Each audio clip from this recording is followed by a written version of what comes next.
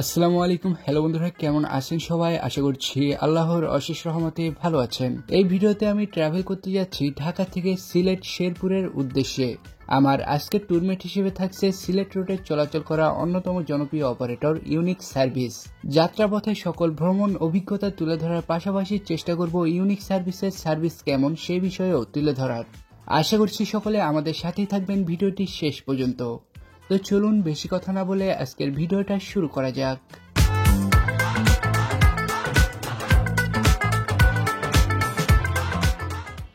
বর্তমানে অবস্থান করছি সায়দাবাদ। আপনারা দেখতেই পাচ্ছেন আমাদের সামনে কতগুলো বাসের কাউন্টার। এখানে আপনারা দেখতেই পাচ্ছেন আমি ইউনিক সার্ভিসের কাউন্টারের সামনে দাঁড়িয়ে আছি। ঢাকার সায়দাবাদ থেকে বাংলাদেশের বিভিন্ন জেলার বাস ছেড়ে যায় গন্তব্যের উদ্দেশ্যে। আর এখন বাজে সকাল 10:05। আমি ইউনিক সার্ভিসের কাউন্টারে বসে গাড়ির জন্য অপেক্ষা করছি। আমাদের গাড়িটির আসার সময় হচ্ছে 10:30। বেশ কিছুক্ষণ ইউনিক সার্ভিসের কাউন্টারে অপেক্ষা করার পরে আমাদের গাড়িটি 10:38 দিকে কাউন্টারের সামনে এসে পৌঁছায়। এই ভিডিওতে যে বাসটি আপনারা দেখতে পাচ্ছেন মূলত এই বাসটি হচ্ছে আমার আজকের ট্যুরমেট। আমি গাড়িতে উঠে শুরুতে গাড়ির চালক সাহেবের সাথে হাত মিলিয়ে নিলাম। বাসটির ভিতরে ঢুকতে আপনারা দেখতে পারবেন 2x2 ফরমেশনে সর্বমোট 36টি সিট ব্যবহার করা হয়েছে। প্রত্যেকটি সিটের সাথে লেগ রেস্টের সুবিধা রয়েছে। এছাড়া যাত্রীরা খুব ভালোভাবে এবং আরামদায়কভাবে এই বাসটিতে ভ্রমণ করতে পারবে। সায়দাবাদ কাউন্টার থেকে যাত্রী নেওয়া শেষে আমরা রওনা হই গন্তব্যের উদ্দেশ্যে। এবার কথা বলা যাক ইউনিক সার্ভিসের ভাড়া সংক্রান্ত বিষয়ে। ঢাকা থেকে সিলেট পর্যন্ত আপনারা ইউনিক সার্ভিসে মাত্র 700 টাকায় ভ্রমণ করতে পারবেন। এছাড়া তাদের একটা জিনিস আমার খুবই ভালো লাগে, সেটা হচ্ছে তারা টিকিট ব্যতীত রাস্তা থেকে কোনো প্রকার যাত্রী ওঠায় না। এই ক্ষেত্রে তাদের রুলস খুবই কড়াকড়ি।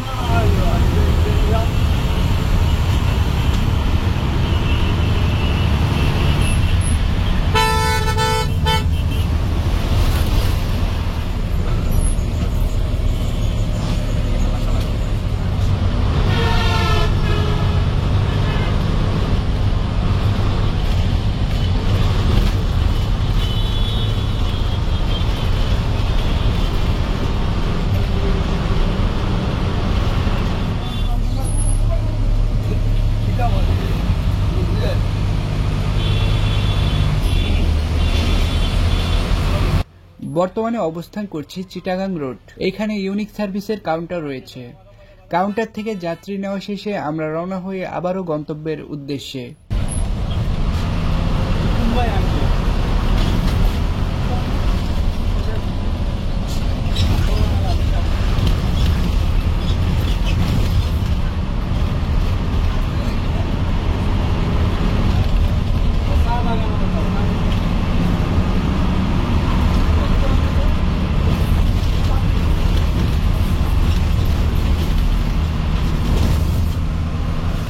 বর্তমানে আমরা ঢাকা সিলেট মহাসড়কে উঠে পড়েছি।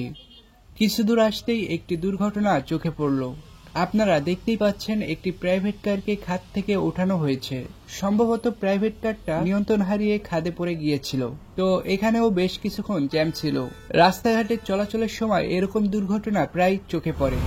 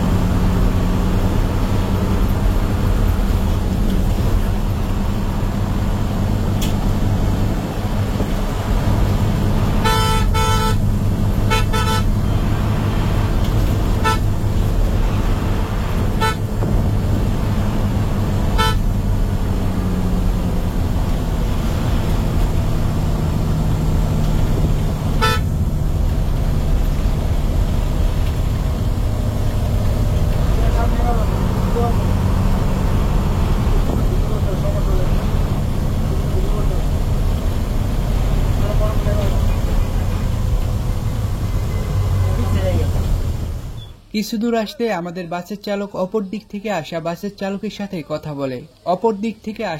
চালকের সাথে কথা বলে জানা গেল যে সামনে প্রচুর পরিমাণে জ্যাম।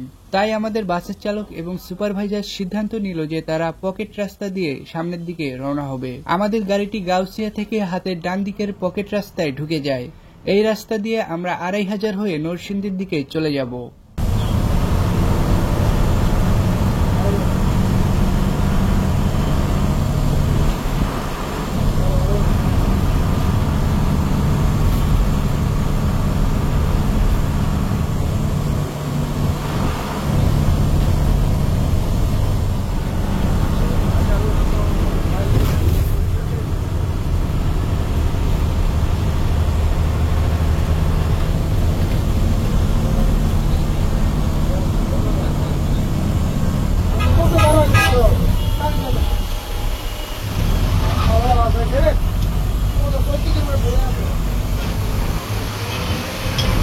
দেখতে দেখতে নরসিংদী জোনে ঢুকে পড়লাম।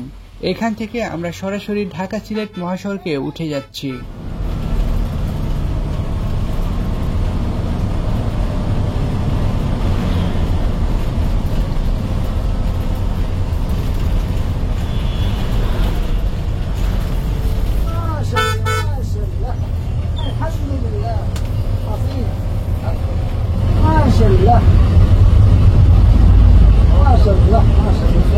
কিছু দূর আসতেই আবার জ্যাম শুরু। প্রায় 1 ঘন্টা কেটে যায় এখানে। আস্তে আস্তে সামনের দিকে অগ্রসর হতে হতে বর্তমানে অবস্থান করছি ইটাখোলা নামক স্থানে।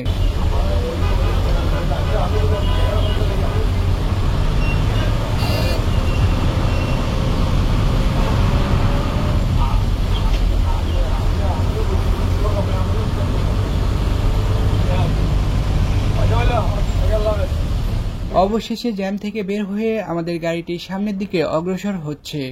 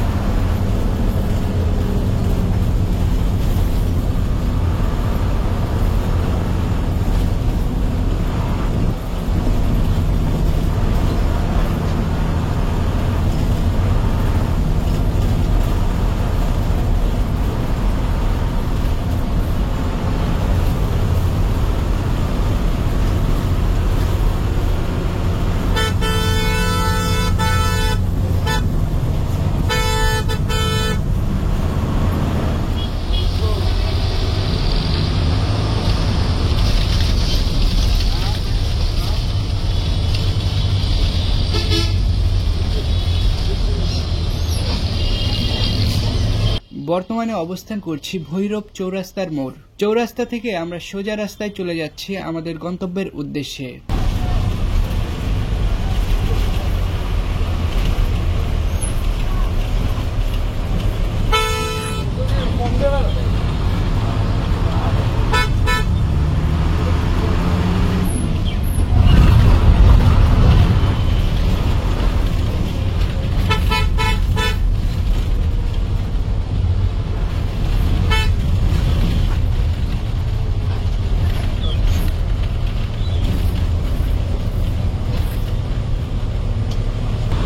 কিছু দূর আসতেই মেঘনা সেতু টোল প্লাজায় চলে আসলাম। টোলের নির্ধারিত টাকা দিয়ে আমরা সামনের দিকে অগ্রসর হচ্ছি।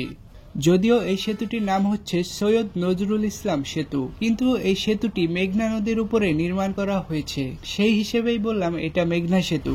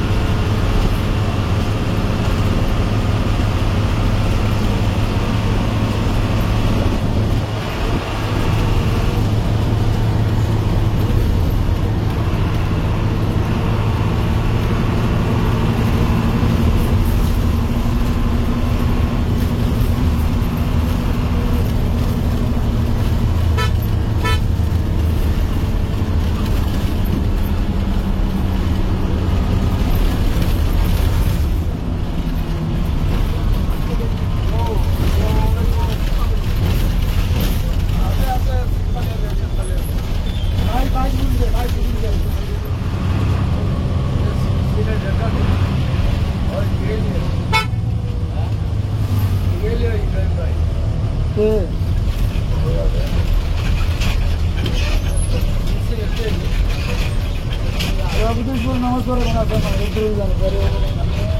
দূর আসলে আমাদের গাড়িটি দুপুরের খাবারের জন্য যাত্রা বিরতি এবং নামাজের জন্য বিরতি দেয় হোটেল উজান ভাটি অ্যান্ড রেস্টুরেন্টের সামনে।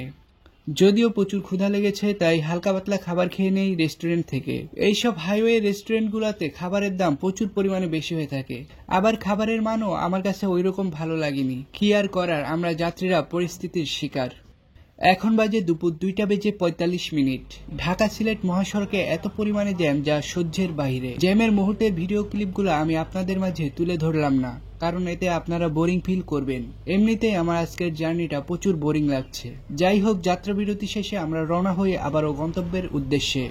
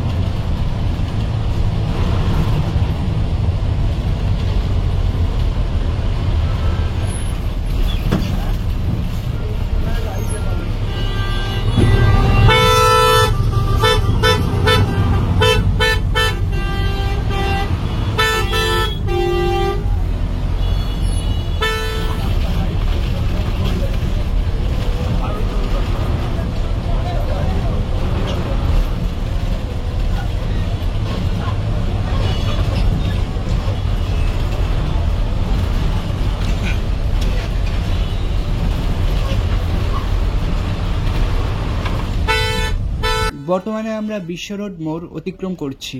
এখানেও মোটামুটি ট্রাফিক রয়েছে। আস্তে আস্তে সামনের দিকে আমাদের গাড়িটি অগ্রসর হচ্ছে।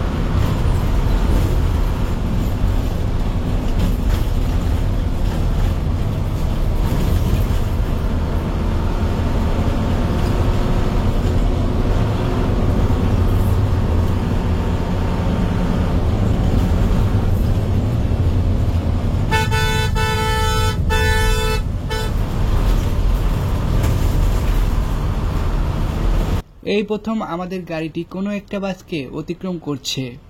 ইউনিক সার্ভিসের গতির কথা আর কি বলবো। তাদের গাড়িগুলোর গতি ঘন্টায় 80 কিলোমিটার গতি সীমাবদ্ধতা করে দেওয়া, তাই ড্রাইভার সাহেব চাইলেও ঘন্টায় 80 কিলোমিটার গতির উপরে ওঠাতে পারবে না। যদিও সময়ের থেকে মানুষের জীবনের মূল্য অনেক বেশি।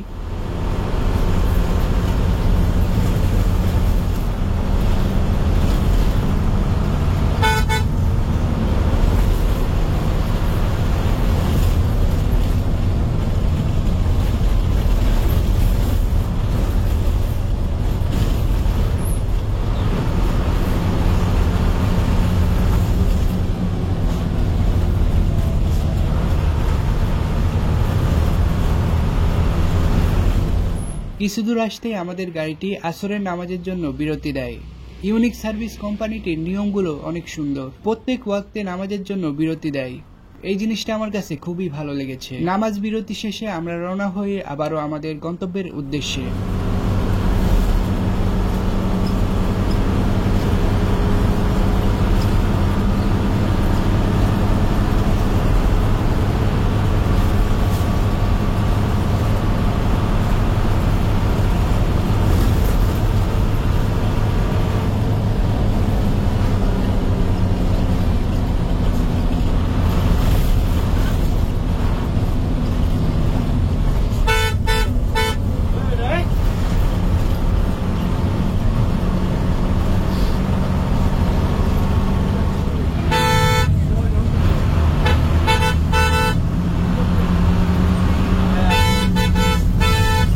বর্তমানে অবস্থান করছি শায়েস্তাগঞ্জ। এখানে কিছু যাত্রী নামার ছিল, তাদেরকে নামিয়ে দিয়ে আমরা আবারও রওনা হই গন্তব্যের উদ্দেশ্যে।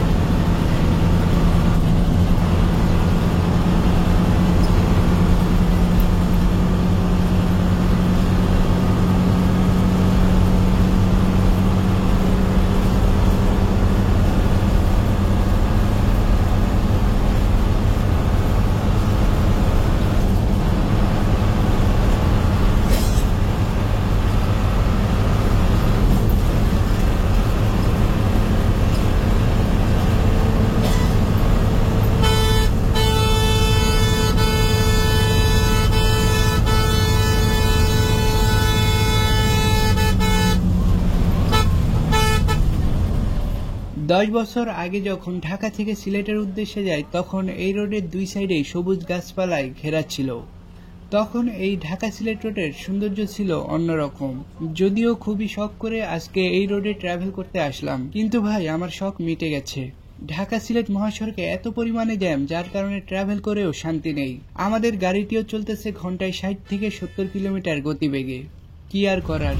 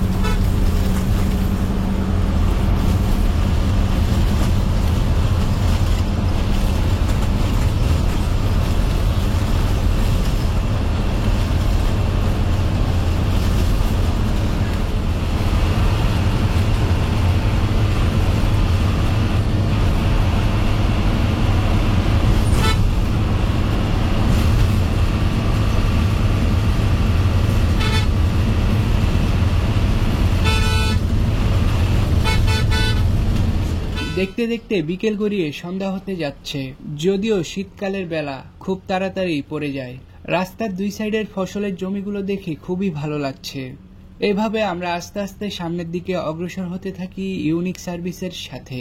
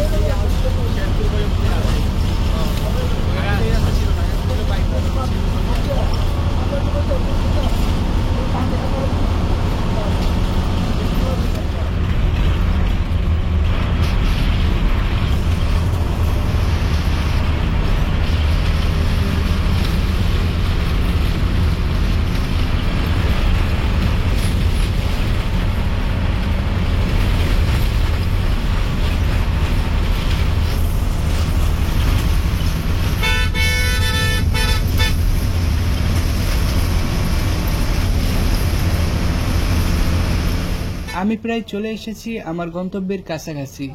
আমার গন্তব্য এই শেরপুর পর্যন্ত। এই শেরপুর থেকে মাত্র 30 থেকে 35 মিনিট লাগে সিলেট যেতে।